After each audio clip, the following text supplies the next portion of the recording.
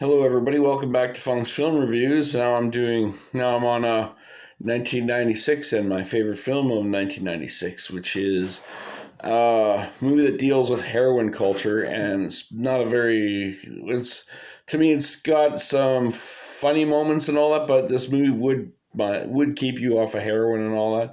It actually stars Ewan McGregor, who later played Obi-Wan Kenobi in the Star Wars trilogies. He was in Moulin Rouge, Down to Earth.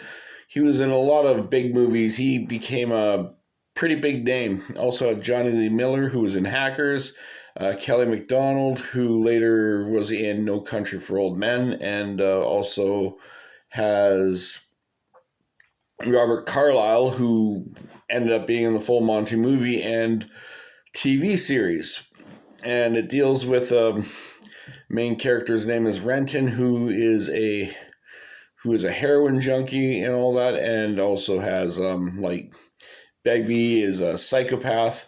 But yeah, Ewan Bremner, who he plays Spud. Johnny Lee Miller was in Hackers. Like I said, he was trying to figure out what other movies Johnny Lee Miller's in. I only really remember Hackers, but yeah, it deals with a bunch of heroin addicts, and it deals with the downfall of it.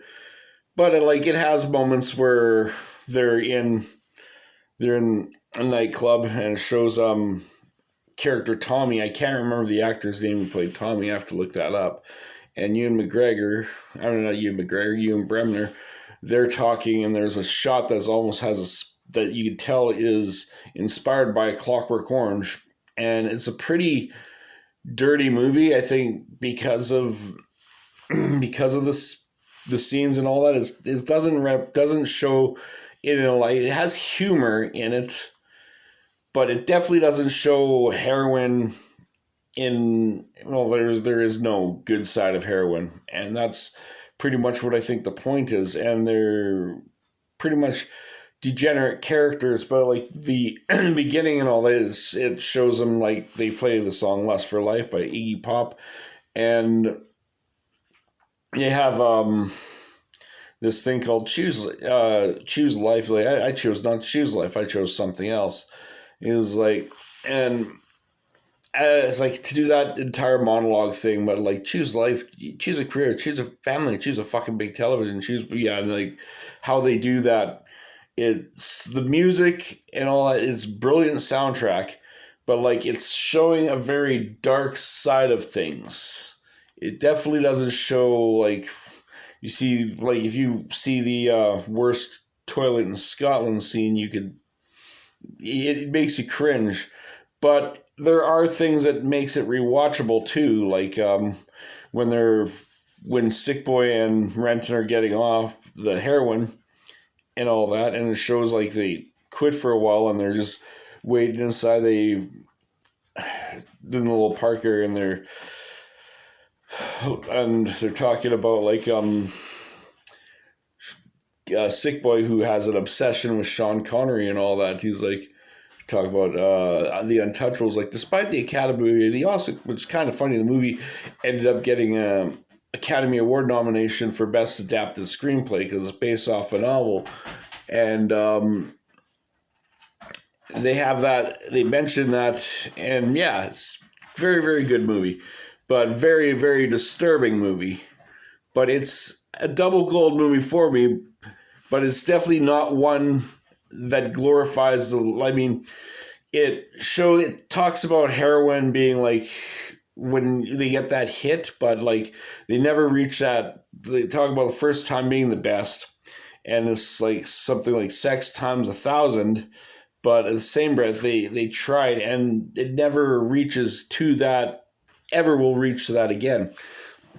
But the Iggy Pop's "Lust for Life" very beginning, and they end it with Underworld's "Born Slippy" song. They have a kind of a 90s techno-ish in certain areas, but has and it's based in Edinburgh, Scotland.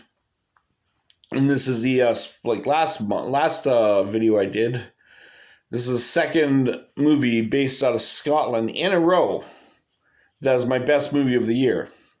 And Trainspotting is my best movie of the year for the writing in this movie was phenomenal, and the acting. I think Ewan McGregor should have got an Academy Award nomination for that performance as Mark Renton. And I also think that I almost said Francis. The character's name is Francis Begbie, but Robert Carlyle, who plays complete and utter psychopath, he's the only character that doesn't do drugs, but he causes so much shit. Like he's drinking the beer, and then he throws it off, and then all of a sudden the glass hits a woman, and he's like, "All right, who threw this?" And then he comes back, he admits it, and he gets into a big brawl. And wherever he goes, he just causes shit. He's an asshole, like I think it's a fantastic movie, but it definitely doesn't portray good people, and it's not meant to portray good people.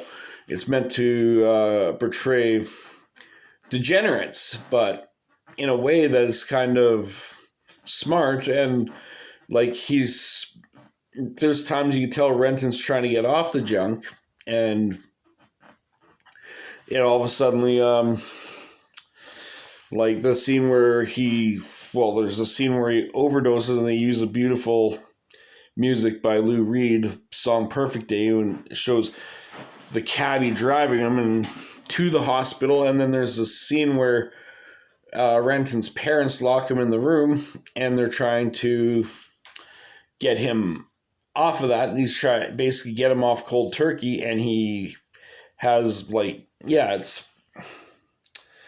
it's a brilliant movie, but it's definitely not a show that's filled with good people. It's filled with degenerates, but it's, I think, a very good movie when it comes to, it could show you the very big downside of that drug. And as I admit, I've tried other drugs in the past. I've never touched any needle drug. The worst I've ever done was blow, but I'm glad to be off that shit for 4 years now. I'm very proud of that. And the only thing I do is I smoke weed. But I have, like I said, I'm not going to deny that I will admit that I've touched stupid drugs in the past, but I'm proud that I only smoke weed now. But this movie, my favorite movie of 1996, but it's definitely not one filled with good people. And that movie is called Trainspotting. And it's my favorite film of 1996. It is a double gold, but it also is a hard watch. All right, you have yourselves a good one. You take care. Bye.